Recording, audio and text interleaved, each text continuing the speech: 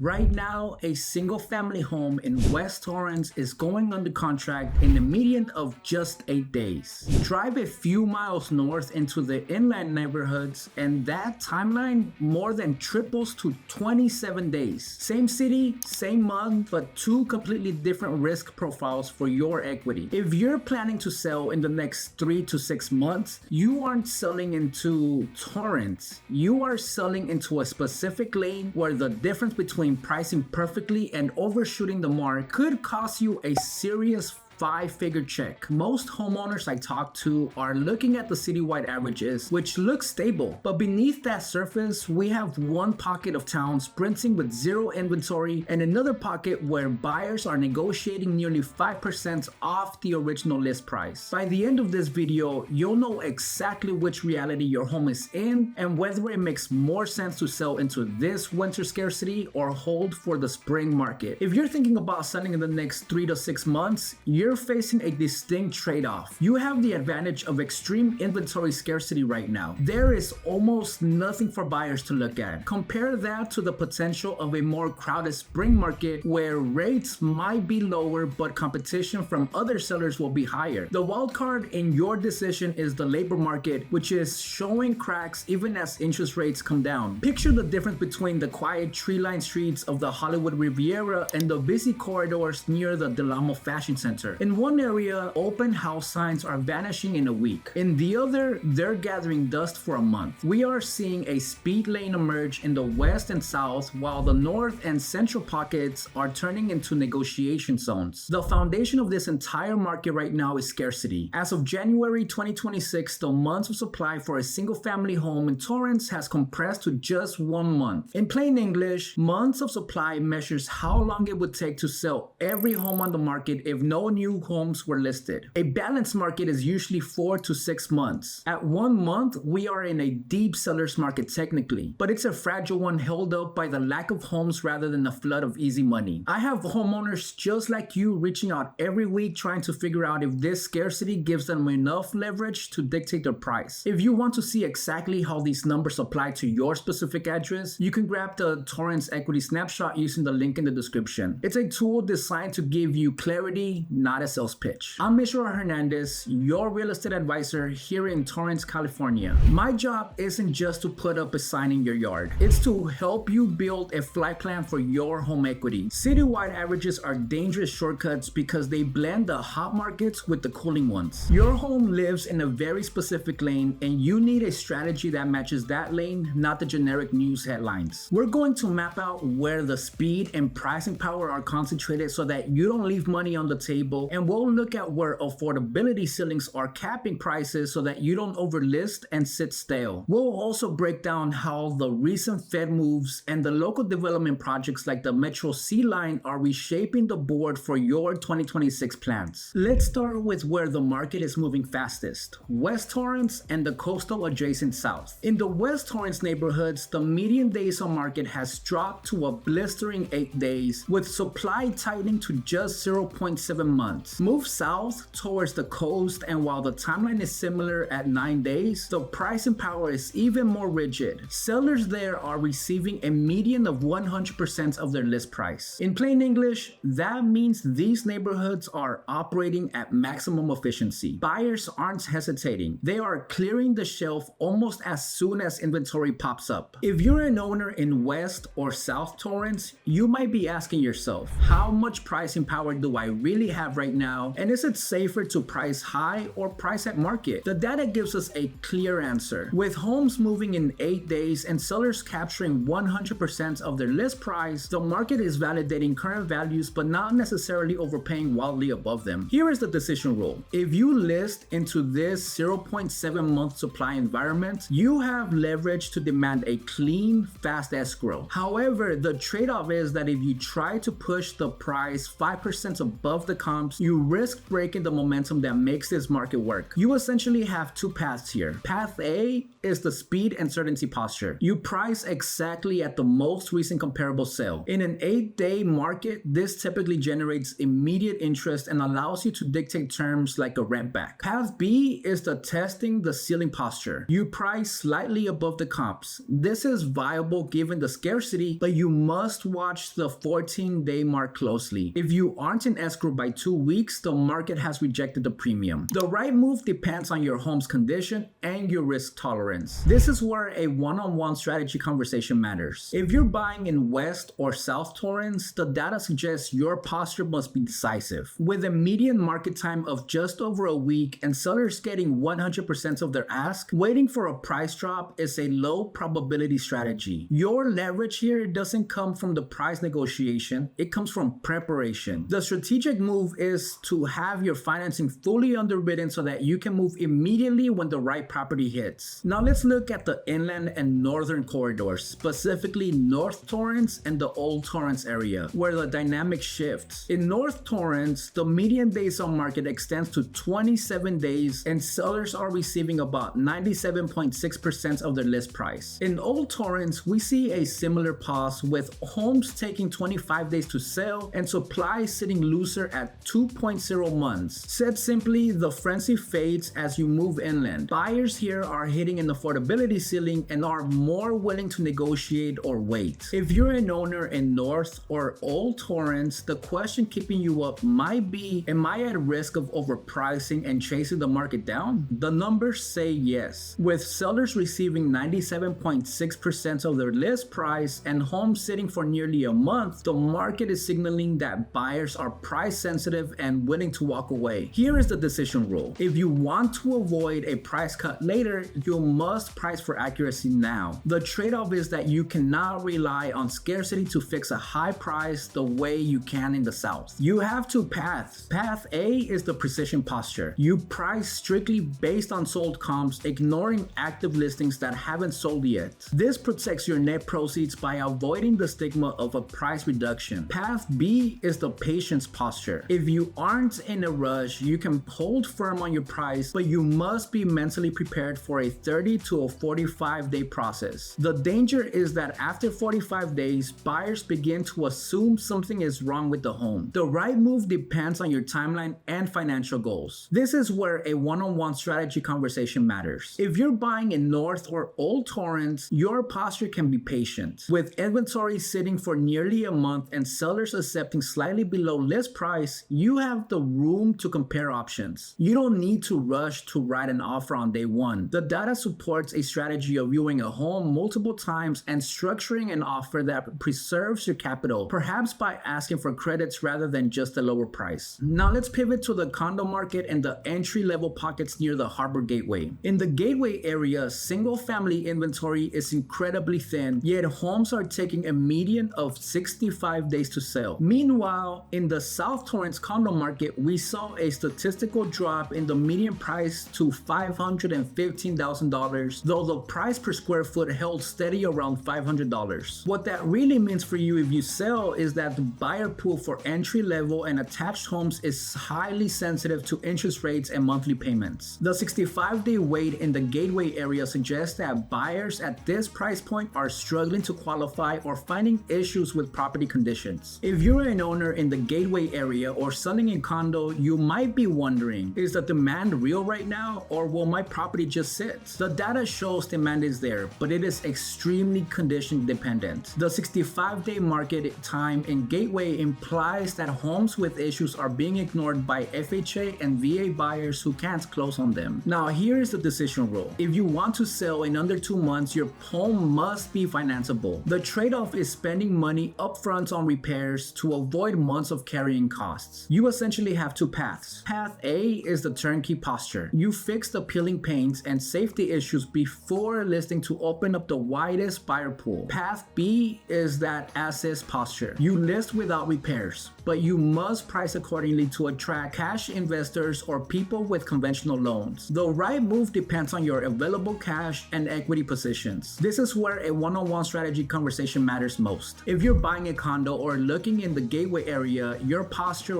should be opportunistic. The volatility in median prices and the long days on market suggest that some sellers may be feeling fatigued. This creates an opening to negotiate terms that favor you as a buyer, such as rate buydowns or covering closing costs, especially on properties that have been active for more than 45 days. So before we move on, here is the scorecard for January 2026. If you're an owner in West or South Torrance, you are in a sprint, 8 days to sell, full price expected. If you're an owner in North or Old Torrance, you are in a negotiation zone. Expect a 30-day process and be ready to give a little on the price. If you're in the Gateway area or selling a condo, you are in a durability test. Prepare for a longer timeline and focus on accessibility for buyers. If you want to know exactly which of these lanes your home falls into, you can use the link below to get a specific strategy session or the equity snapshot for your neighborhood. That's the neighborhood math. Now let's talk about the forces you won't see on a comparative market analysis. These are the macro drivers that are quietly reshaping the playing field. Three major factors are steering the ship right now. First, the Federal Reserve officially pivoted on December 10, cutting the federal funds rate. Second, the 30-year fixed mortgage rate has drifted down to roughly 6.15% as of early January. Third, the labor market is showing signs of a fracture, with unemployment ticking up to 4.6%. The drop to 6.15% is significant because it starts to thaw the market. It brings a cohort of buyers off the sidelines who were priced out at 7%. However, the rising unemployment creates a new risk. Some buyers may have cheaper loans but less job security. For you as a seller, this means the quality of the buyer's income source is just as important as their offer price. We also have to look at the income wall in our region. In Los Angeles County, only about 12% of households can afford the median price home, requiring an income north of $240,000 per year. This means the buyer pool is deep in wealth but shallow in numbers. If you are selling a median price home, you aren't selling to the general public. You are selling to the top 12% of earners. This insulates you somewhat from the broader economic stress, but it also means your presentation must appeal to a very specific high-income demographic. I'm curious, if you're planning a move in 2026, is it driven more by a lifestyle change like needing more space, or are you looking to cash out and leave the area entirely? Drop a comment below. Your answer matters because these next changes hit neighborhoods differently depending on where you are and when you plan to move. While scarcity is the story today, structural changes are coming that will alter the supply and demand balance. The biggest local shift is the Metro C-Line extension,